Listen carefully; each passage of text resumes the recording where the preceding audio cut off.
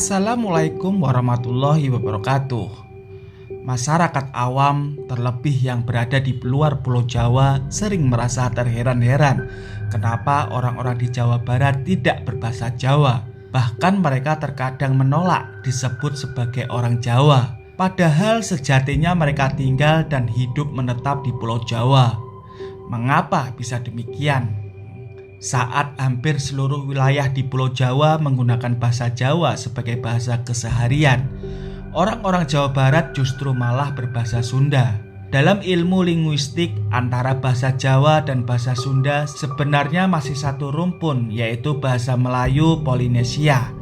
Meskipun demikian, tetap saja dari segi fonologi, penuturan, dan sistem penulisan keduanya sangat jelas berbeda. Alasan kenapa orang-orang Jawa Barat tidak berbahasa Jawa serta menolak jika disebut orang Jawa, karena memang mereka bukan orang Jawa.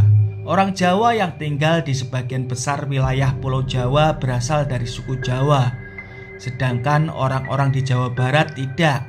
Mereka berasal dari kelompok etnis berbeda, yaitu suku Sunda.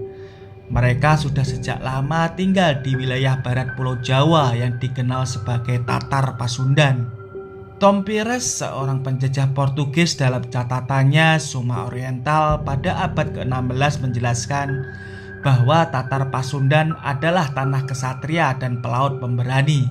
Mereka jauh lebih terkenal dibanding para kesatria atau pelaut dari Jawa. Menurut Pires, orang Sunda pada masa itu selalu bersaing dengan orang Jawa, begitu pula sebaliknya. Namun dalam kesehariannya, antara orang Jawa dan Sunda tidak terlalu akrab dan berteman, namun tidak pula bermusuhan. Mereka mengurus urusannya masing-masing, mereka saling berdagang. Tapi ketika bertemu di lautan sebagai seorang perompak, pihak yang lebih siap akan lebih dulu menyerang. Serangan biasanya terjadi di wilayah perairan Cimano, tak peduli betapa erat hubungan atau pertemanan di antara keduanya. Sejarah penyebaran bahasa Sunda memang bukan bagian dari suku Jawa. Suku Sunda berbicara dengan bahasanya sendiri.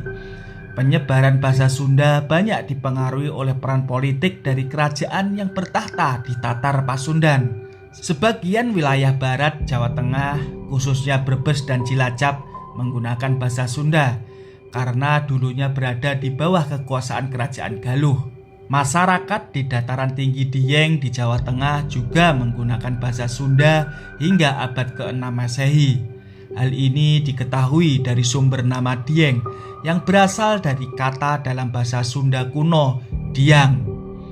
Seiring transmigrasi dan imigrasi yang dilakukan etnis Sunda pasca kemerdekaan, membuat penggunaan bahasa Sunda terus meluas hingga di luar Pulau Jawa.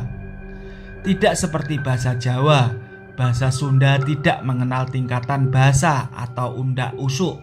Namun setelah kerajaan Mataram Islam mulai berkuasa di Pulau Jawa, bahasa Sunda terutama di wilayah Parahyangan mulai terpengaruh budaya Jawa.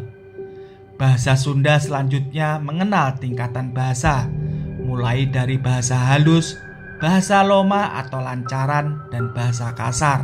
Memang sebagian besar penduduk Jawa Barat dan Banten menggunakan bahasa Sunda dalam kesehariannya, namun ada beberapa wilayah di Jawa Barat yang ternyata menggunakan bahasa Jawa, meskipun bahasa Jawa yang digunakan tidak sama dengan yang digunakan di wilayah Jawa Tengah, Yogyakarta, dan Jawa Timur. Beberapa wilayah tersebut adalah Kota Serang, Kota Cilegon, Kabupaten Indramayu, Kota Cirebon, dan sebagian pesisir Pangandaran, Kuningan, Majalengka, serta Subang.